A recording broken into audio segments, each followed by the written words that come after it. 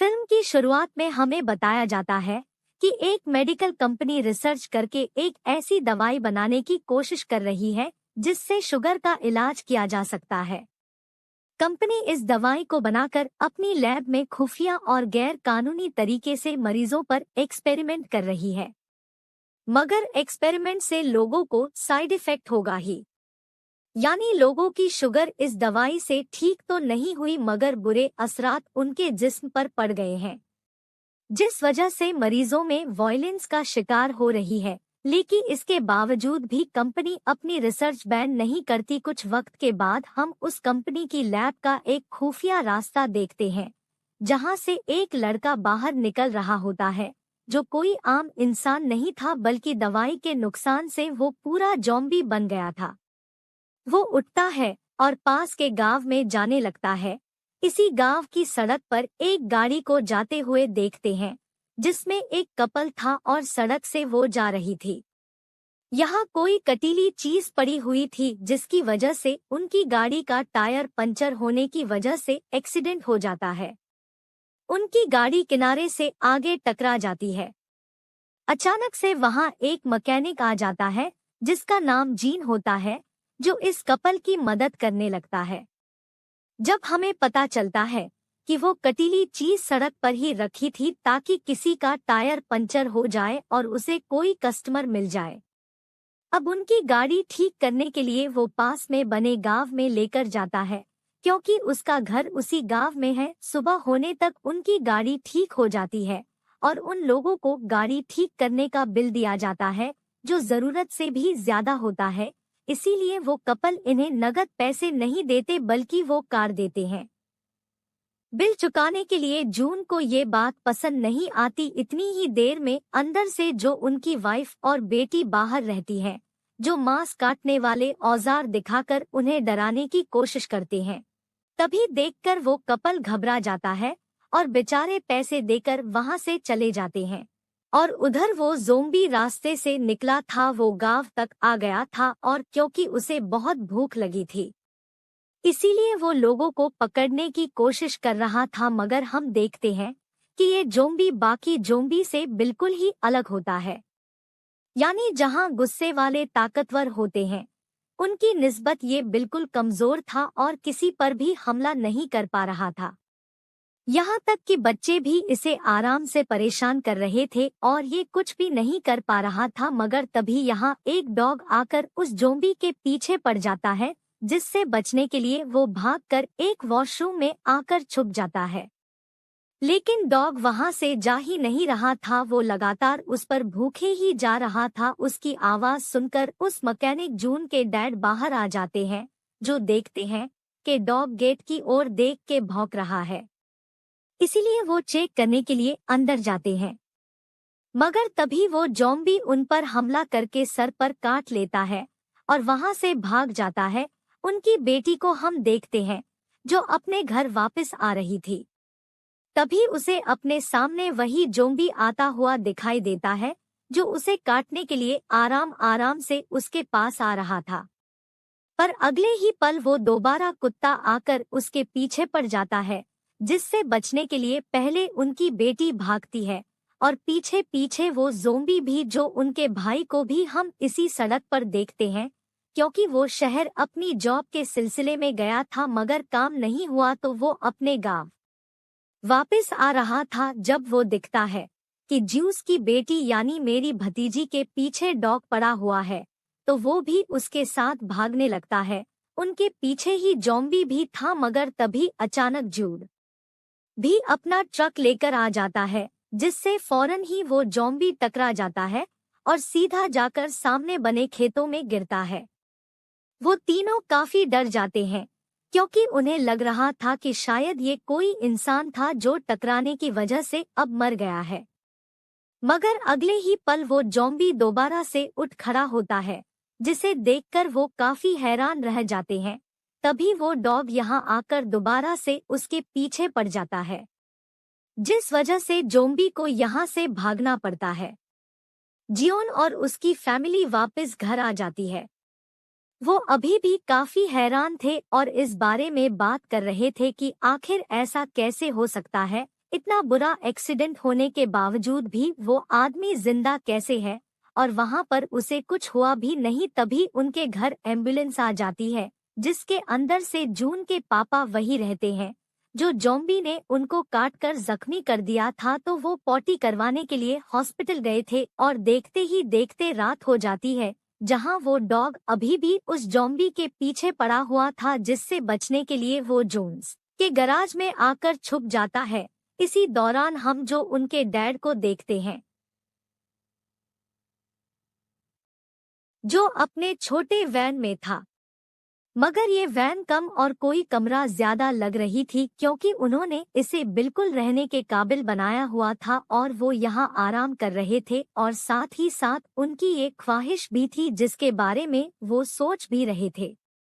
वो दरअसल एक आइलैंड पर जाना चाहते थे घूमने के लिए, ताकि वहां मजे कर सके, लेकिन वह जा नहीं सकते थे। उनके पास तो पैसे नहीं होते और ना ही उन्हें कोई ऐसा जरिया मिल रहा था जिसके जरिए वो पैसे जमा कर सके। मगर तभी उनके जिस्म का टेम्परेचर बढ़ने लगता है, क्योंकि ज़ॉम्बी ने उन्हें काट लिया था, जिस वजह से वायरस तेजी से उनके जिस्म में फैल रहा था। उधर जो उनकी बेटी को ऐसा महसूस होता है कि गराज में कोई छुपा हुआ है, इसीलिए वो अपने दादा एनी जो उनके डैड के साथ वहां चेक करने के लिए जाते हैं, जहां ज़ॉम्बी को देखते ही उनके डैड जान जाते हैं वो ही है जिसने सुबह मुझे काटा है, और अब अपना बदला लेने के लिए वो उस पर वार करने लग जाता है।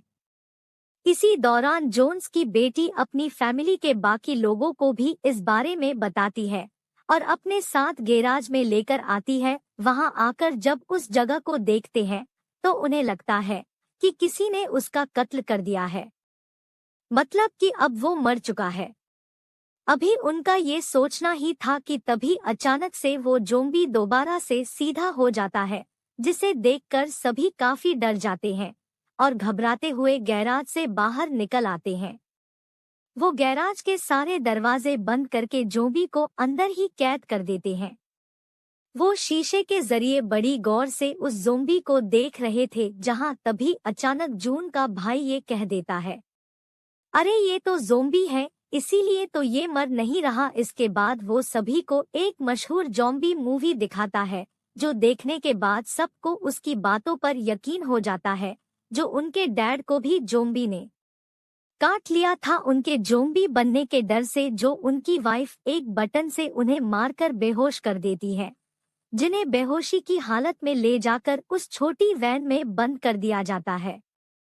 सीरा का भाई ज़ॉम्बी से कैसे बचा जाए, इस बारे में इंटरनेट पर सर्च करने लगता है, जिसके बाद वो सभी को बताता है कि ज़ॉम्बीज को इंसान का दिमाग खाना काफी पसंद होता है।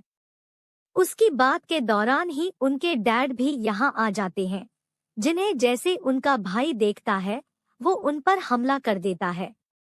इस सोच में कि काफी देर हो गई है, वो तो ज़ॉम्बी बन गई होगी, मगर जोन देखते हैं कि उसके डैड ज़ॉम्बी नहीं बने, बल्कि वो तो बिल्कुल ठीक हालत में है।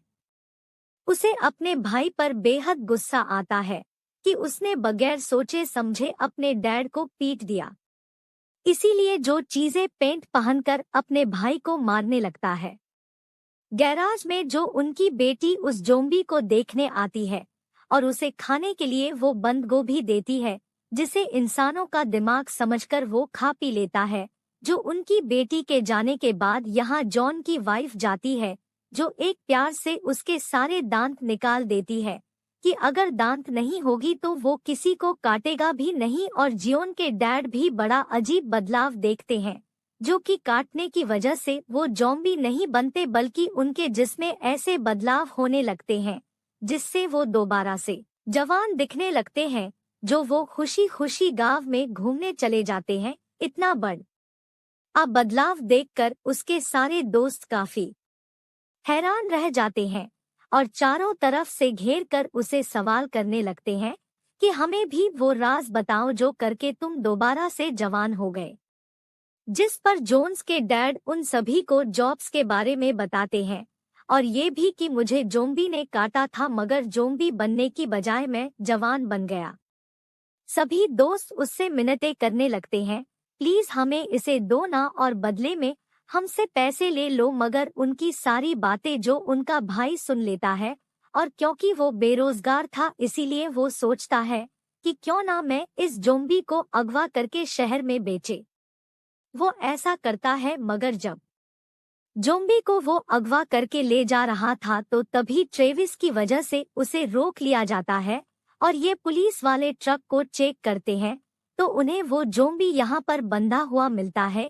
इसीलिए पुलिस जो उनके भाई को गिरफ्तार करके पुलिस स्टेशन ले आती है। उसके बाद उसकी फैमिली भी यहाँ आ जाती है और उनके डैड को पैसों के लालच आ गई थी, इसीलिए वो कहते हैं कि जोम्बी मेरा बेटा है। जिसके बाद वो उसे घर ले आते हैं और गैराज में बंद करके रखते हैं, जहां जोन्स की बेटी उसे खाने के लिए बंद गोभी देती है। मगर तभी सब लोगों को पता चलता है कि जोम्बी के सारे दांत गायब हैं। किसी ने बड़ी बेरहमी से उन्हें निकाल लिया है। इसी दौरान यहां आसपास के सभी बड़े लोग भी आ चुके थे जवान होने की लालच में, मगर जोम्बी दांत नहीं होते तो ये सब कैसे होता। तो इस दौरान जोन्स के डैड को एक आइडिया आता है। उनके पास नकली दांत थे जिन्हें लेकर वो जोम्बी के मुंह में लगा देते हैं और बाद में सभी बड़े लोगों को एक एक करके उस जोम्बी से कटवाते हैं, जिसके बदले में उन्हें बहुत सारे पैसे भी मिलते हैं। मगर तभी उनकी वाइफ जाती है और सारे पैसे अपने पास रख लेती है।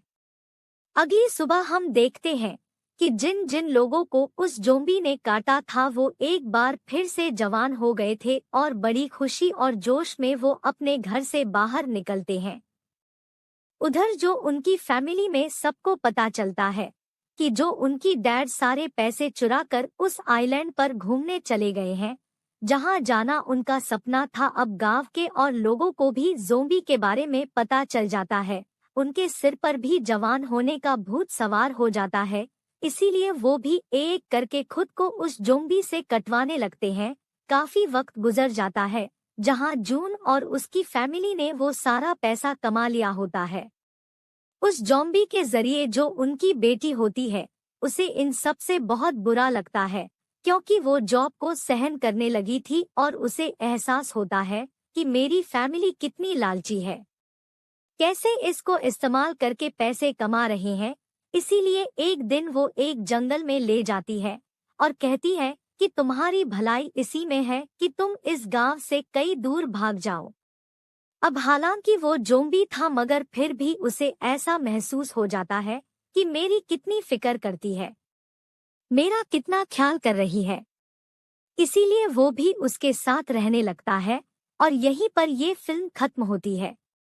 अगर आपको हमारी मेहनत कहीं भी अच्छी लगे तो ये वीडियो लाइक करें और हमारे चैनल को सब्सक्राइब करें। फिर मिलते हैं किसी और मूवी के साथ।